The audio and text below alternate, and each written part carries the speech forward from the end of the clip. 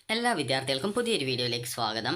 ഈ വർഷത്തെ SSLC പരീക്ഷ നാളെ മുതൽ ആരംഭിക്കും. അതായത് മാർച്ച് 3-ാം തീയതി മുതൽ ആരംഭിക്കും.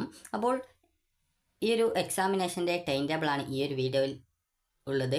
അപ്പോൾ വിദ്യാർത്ഥികൾക്ക് എക്സാം ടൈം ടേബിൾ അറിയണമെന്നുണ്ടെങ്കിൽ ഈ ഒരു വീഡിയോ ജസ്റ്റ് ഒന്ന് കണ്ടാൽ മതി. അതുപോലെ തന്നെ നിങ്ങളുടെ ഹോൾ ടിക്കറ്റിലും എക്സാമിൻ്റെ ടൈം ടേബിൾ കൃത്യമായിട്ട് നൽകിയിട്ടുണ്ടാകും. അപ്പോൾ വിദ്യാർത്ഥികൾക്ക് ഈ ഒരു 3-ാം തീയതി തിങ്കളാഴ്ച രാവിലെ 9:30 മുതൽ 11:15 വരെ, അതായത് രാവിലെ 9:30 പരീക്ഷയുള്ളത്. നിങ്ങൾ ഏകദേശം ഒരു 9 മണിയാകുമ്പോഴേക്കും സ്കൂളുകളിൽ എത്തിച്ചേരണം. അപ്പോൾ നിങ്ങൾക്ക് ആദ്യത്തെ പരീക്ഷ എന്ന് പറയുന്നത് 1-ാം ഭാഷയായിട്ടുള്ള പാർട്ട് 1 ആയിട്ടുള്ള മലയാളം, അതല്ലെങ്കിൽ Tamil, Kannada, Urdu, Gujarati, additional English, additional Hindi, Samskritam, academic അല്ലെങ്കിൽ സംസ്കൃതം ഓറിയൻ്റൽ 1-ാം പേപ്പർ സംസ്കൃത സ്കൂളുകൾക്കാണ് ഇത് ഓറിയൻ്റൽ ഉള്ളത്. അതുപോലെ തന്നെ അതല്ലെങ്കിൽ അറബിക് അക്കാദമിക്, അതല്ലെങ്കിൽ അറബിക് ഓറിയൻ്റൽ 1-ാം പേപ്പർ, അത് അറബിക് സ്കൂളുകൾക്കാണ്. ഇതിൽ നിങ്ങൾക്ക് ഏത് വിഷയമാണോ നിങ്ങളുടെ 1-ാം ഭാഷയായിട്ടുള്ളത് അതാണ് നിങ്ങളുടെ നാളത്തെ പരീക്ഷ, അതായത് തിങ്കളാഴ്ചത്തെ പരീക്ഷ ആയിട്ടുള്ളത്. പിന്നീട് മാർച്ച് 5-ാം തീയതിയാണ് പരീക്ഷ ഉള്ളത്. മാർച്ച് 5 ബുധനാഴ്ച രാവിലെ 9:30 മുതൽ 12:15 വരെയാണ് ഈ ഒരു 2-ാം ഭാഷയായിട്ടുള്ള ഇംഗ്ലീഷിൻ്റെ പരീക്ഷയുള്ളത്. അതുപോലെ തന്നെ മാർച്ച് 7-ാം തീയതി വെള്ളിയാഴ്ച രാവിലെ 9:30 മുതൽ 11:15 വരെയുള്ള എക്സാമിനേഷൻ 1-ാം ഭാഷ പാർട്ട് 2 ആണ്, അതായത് സെക്കൻഡ് ലാംഗ്വേജ് ആണ്. അപ്പോൾ മലയാളം അല്ലെങ്കിൽ തമിഴ് അല്ലെങ്കിൽ കന്നഡ അല്ലെങ്കിൽ സ്പെഷ്യൽ ഇംഗ്ലീഷ് അല്ലെങ്കിൽ ഫിഷറീസ് സയൻസ്, ഇത് ഫിഷറീസ് ടെക്നിക്കൽ സ്കൂളുകൾക്ക് മാത്രമാണ് ഫിഷറീസ് സയൻസ് ഉള്ളത്. അതല്ലെങ്കിൽ അറബിക് ഓറിയൻ്റൽ 2-ാം പേപ്പർ, ഇത് അറബിക് സ്കൂളുകൾക്കാണ്. ഇതല്ലെങ്കിൽ സംസ്കൃതം ഓറിയൻ്റൽ 2-ാം പേപ്പർ, ഇത് സംസ്കൃതം സ്കൂളുകൾക്കാണ്. അപ്പോൾ ഇതിൽ നിങ്ങൾക്ക് ഏതാണോ നിങ്ങളുടെ ഈ 1-ാം ഭാഷയുടെ പാർട്ട് 2 ആയിട്ടുള്ളത് ആ ഒരു പരീക്ഷ നിങ്ങൾ പോയിട്ട് എഴുതേണ്ടതായിട്ടുണ്ട്. ഇനി അടുത്തതായിട്ടുള്ളത് നിങ്ങൾക്ക് ഈ ഒരു 10-ാം തീയതി മാർച്ച് 10-ാം തീയതി തിങ്കളാഴ്ചയുള്ള പരീക്ഷ രാവിലെ 9:30 മുതൽ 12:15 വരെയാണ്. അന്ന് സോഷ്യൽ സയൻസ് ആണ്. സോഷ്യൽ സയൻസ് 80 മാർക്കിലാണ് ഉണ്ടാവുക. അതുപോലെ തന്നെ പിന്നീടുള്ളത് 17-ാം തീയതിയാണ്, അതായത് ഒരാഴ്ചത്തെ ആ ഒരു ഗ്യാപ്പ് നൽകിയിട്ടുണ്ട്. അപ്പോൾ 17-ാം തീയതി മാർച്ച് 17-ാം തീയതി തിങ്കളാഴ്ച രാവിലെ 9:30 മുതൽ 12:15 വരെ ഗണിതശാസ്ത്രമാണ്. ഗണിതശാസ്ത്രം 80-ലാണ് വരുന്നത്. നിങ്ങൾ നന്നായിട്ട് പഠിച്ചിട്ട് എക്സാം എഴുതാനായിട്ട് ശ്രദ്ധിക്കുക.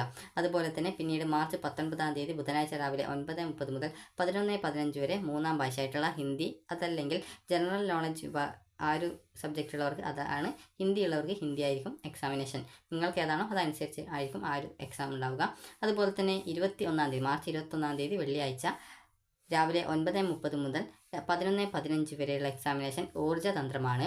അതുപോലെ തന്നെ ഈ ഒരു 24-ാം തീയതി മാർച്ച് 24-ാം തീയതി തിങ്കളാഴ്ചയുള്ള എക്സാമിനേഷൻ രാവിലെ 9:30 മുതൽ 11:15 വരെ രസതന്ത്രമാണ്, അതായത് കെമിസ്ട്രിയാണ്. അതുപോലെ തന്നെ 26/3/2025, അതായത് 26-ാം തീയതി മാർച്ച് 26-ാം തീയതി ബുധനാഴ്ച രാവിലെ 9:30 മുതൽ 11:15 വരെ ജീവശാസ്ത്രം, അതായത് ബയോളജി പരീക്ഷയാണ്. അപ്പോൾ നിങ്ങൾക്ക് നിലവിൽ IT പ്രാക്ടിക്കൽ പരീക്ഷ നിലവിൽ കഴിഞ്ഞിട്ടുണ്ട്. അപ്പോൾ അതുകൊണ്ട് തന്നെ ഈ ഒരു 9 വിഷയങ്ങളുടെ പരീക്ഷയാണ് നടക്കുന്നത്. അപ്പോൾ നാളെയുള്ളത് ഫസ്റ്റ് ലാംഗ്വേജ് ആണ്, അതായത് 1-ാം ഭാഷ പാർട്ട് 1 ആണ് നാളെ നടക്കുന്നത്. അപ്പോൾ നിങ്ങൾ ശ്രദ്ധിക്കേണ്ടത് നിങ്ങൾക്ക് എത്രത്തോളം ഈ ഒരു പരീക്ഷയിൽ എഴുതാൻ സാധിക്കുമോ, എത്രത്തോളം മാർക്ക് നിങ്ങൾക്ക് സ്കോർ ചെയ്യാൻ സാധിക്കുമോ അതനുസരിച്ച് നിങ്ങൾ എഴുതുക. അതുപോലെ തന്നെ എല്ലാ ക്വസ്റ്റ്യൻസും നിങ്ങൾ അറ്റൻഡ് ചെയ്യാനായിട്ട് ശ്രദ്ധിക്കുക.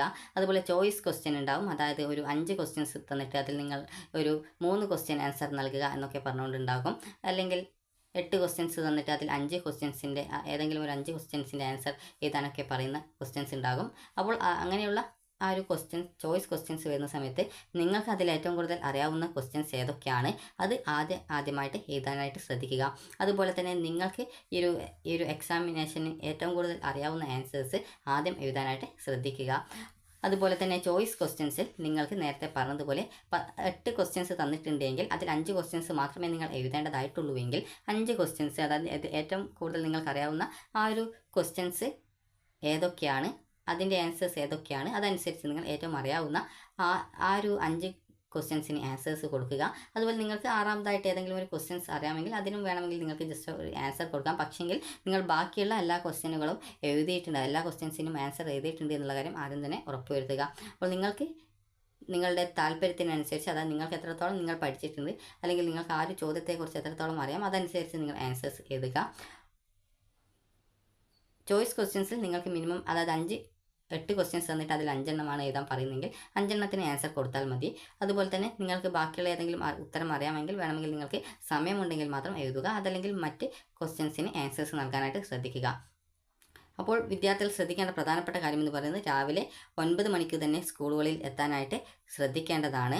കാരണം 9:30 മുതലാണ് പരീക്ഷ ആരംഭിക്കുക. ചിലപ്പോൾ ബസ്സൊക്കെ ലേറ്റ് ആവുകയോ അല്ലെങ്കിൽ ബസ് കിട്ടാതിരിക്കുകയൊക്കെ ചെയ്യുകയാണെങ്കിൽ നിങ്ങൾക്ക് ഈ ഒരു ലേറ്റായിട്ട് പോകുന്ന സമയത്ത് നിങ്ങൾ പഠിച്ചതൊക്കെ മറക്കാനും അതുപോലെ ആ ഒരു ടെൻഷൻ കൊണ്ട് പരീക്ഷ നന്നായിട്ട് എഴുതാൻ സാധിക്കാതെയൊക്കെ വരാം. അപ്പോൾ അതുകൊണ്ടാണ് വിദ്യാർത്ഥികൾ 9 മണിക്ക് തന്നെ സ്കൂളിൽ എത്തിച്ചേരണമെന്ന് പറയുന്നത്.